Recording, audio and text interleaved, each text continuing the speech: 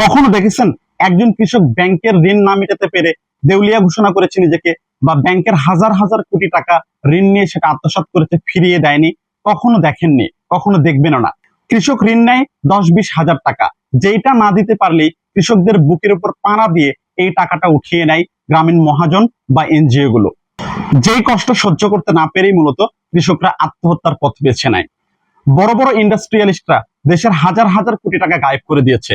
এক এসালম গ্রুপ বাংলাদেশ থেকে 2,42,000 কোটি টাকা পাচার করেছে। আপনি কখনো 2,42,000 কোটি টাকা খাতায় লিখেছিলেন কি? আমি আজ সকালে ট্রাই করেছিলাম 2,42,000 কোটি টাকা এই অ্যামাউন্টটা সংখ্যায় খাতায় লিখতে। আমি অনেস্টলি বলছি, আমি লিখতে পারি নাই। আমাকে চ্যাট জিপিটির সাহায্য নিয়ে এই সংখ্যাটা লিখতে হয়েছে।